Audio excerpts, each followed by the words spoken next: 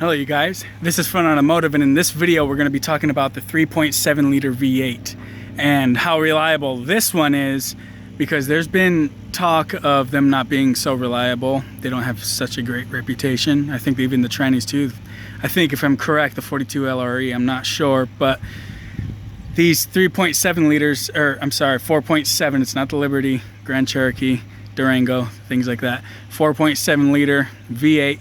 This one in particularly, this one is very reliable. I've had it for about 6 years now. Me and my wife, we've put over, we bought it, I can't remember, just over 200,000. It was like 220 or something like that, somewhere along those lines. And 20, yeah, we put about 75 to 80,000 miles on this thing. She drove it to work back and forth from Whitman all the way into town, just all the way to Cave Creek. Just, it's like 30 miles from here. She did it every day for a while, and then it's just been her daily driver, and she's just put a lot of miles on it. Now, the thing that I want to talk about now is just this engine is so reliable. The only thing I've ever had to do major on it was a starter and a fuel injector and one coil pack replacement. That's it. And then your typical AC compressors, alternator, things like that. Easy stuff. Now, that's all that I've had to do to this engine over the 6-year period of owning it. This thing right here is super reliable. It seems like my Liberty's 3.7 liter had more problems than this thing did, but it wasn't always the engine on the Liberty. It was always other little things going out, like O2 sensors or things. But that one was modified and lifted, and it's going to have problems like that happen because it's not stock. This thing has been kept stock. 4.7 liter V8, 4-wheel drive. You know, it's got the, I think, Dana 484 in the rear end. I could be wrong, but I think so. It's 3.73 gearing, 373 gearing, and it's got the stock 225 75 16s. Now, as you could tell, I just redid the headlights. I buffed them. I could have done it a little better. I did it by hand really quick. Took about 10 minutes per headlight, and then I got semi-good fog lights on both sides. Found a good pair at the junkyard, swapped those out, got those done, taken care of. And I actually replaced the cluster because the cluster, something wasn't working mechanically in there. The numbers would flicker and just things like that, and I couldn't figure it out, so I just replaced the cluster and problem solved. Everything worked out well. Cluster works perfect, and it's even better and brighter than the last one. This one is from a 99 or 2000, and this is a 99, so 1 year newer. And yeah, let's get a closer look at this bad boy. It's obviously a little dirty, but I did redo the headlights. They are dirty, and the fogs. This thing I literally don't pay much attention to. I had to use baling wire on each end because I broke the shroud when I was redoing the water pump on it. That's right, I did redo the water pump on it also. It started leaking about 3 months ago. Forgot to make a video about it. I don't remember if I did or not, but easy fix, just a shroud. Not sure, well, I'm pretty sure I have to pull off the fan again. No big deal, won't take long. But this 4.7, man, this thing is a monster. It just gets the job done. I do have leaky seals on my compressor. Gotta address that soon. But other than that, man, this thing has been kicking butt. It does. It's still got plenty of horsepower. The other month, I was on Grand Avenue, and there's a newer Chevy Tahoe wanted to race me, and I just beat the hell out of him right off the line.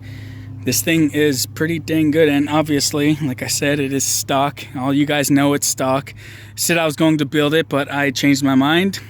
I'm going to end up selling it. She wants a newer one, newer interior. She just wants newer WJ or WK, the next generation over from the WJ. Did just replace the battery. I need to write down the date of when I bought it so I remember, but And but yeah, I just broke the light cover on that. That was an accident. Just replaced the bulb on it. I need to buy a new cover. Not very important to me right now until I sell it. All matching wheels. It's a nice Jeep. It really is a very nice Jeep. It just got just under 300,000 miles on it. So just wanted to make a quick short video for you guys being out here. Didn't end up moving to Utah. I'm going to be ending up moving to Prescott. That's up north. And that's where all my videos are going to be next. It's been a while since I have posted, so I'm sorry about that. I'll have that stuff going again. Just been focusing on other things. Now I need to get back to you guys and let you guys know I'm doing fine and will be coming out with more videos in the future. So hope you guys enjoyed this video. And yes, and I'll be coming out with another one of these WJs soon. I want to get a slightly newer one. I want to get at least an 03 or 04. Loretto, I don't want the limited. Don't really care for those. I don't mind just getting I want the 4.0, the straight 6. That's what I've always wanted. 373 gearing, straight 6. I think it has Dana 30 rear, but that's okay. I'm going to be getting one of those. I'm going to be throwing some 37s on it, re-gearing. The axles won't be the strongest, but they won't be on it forever. I'll be eventually upgrading whenever I throw 37s on my WJ. But for now, I'll ride on the stock axles and all that, and you guys will be able to see that build just like I said from the beginning, from when I last sold my Liberty. So now I want one of these bad boys. This is what I've been focusing on. Gonna be saving up. I'm gonna buy one for probably about $6,000. That's all I could find in the market right now for a decent good one. So I hope you guys really enjoyed this video, and stay tuned for the time I get my I keep wanting to say Liberty, my WJ. I'm going to be pouring out videos on that WJ whenever I get it. The first thing I'm going to do is a complete oil change, filter change, differentials, transfer case. Everything's going to be cleaned out. I'm going to redo everything on there, make sure everything's tip top before I start lifting this bad boy and throwing some 37s on it. I was thinking about going with some KO2s. Quite expensive. BF Goodrich's are pretty dang expensive, but I don't mind. I really like the tire. I think I'm gonna go for it. It's like 1680 for a set of 4, not including the 5th, which I'll be getting the 5th probably a little later on.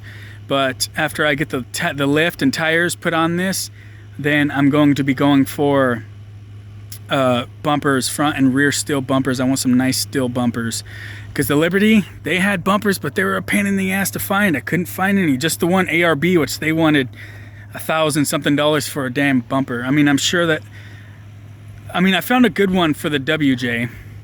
I found a nice one, and they wanted $600 for that bumper. It takes a winch and all that, but it's a badass bumper. The ARB bumper for the Liberty was not that good looking. It was just big and bulky. It looked like a safari bumper, something you'll see out there in Australia in the outback, which is fine. I like that style a lot. I think that's cool how the outback Australians wheel in the outback and stuff. I think that's damn cool. I've always liked that, but just not my style of bumper. And it's big and it's bulky and it's heavy, I'm sure. The one I want is tubed. It's all tubed out for the front, all tubed out, and it like wraps around the light. If I find one, I'll post a picture.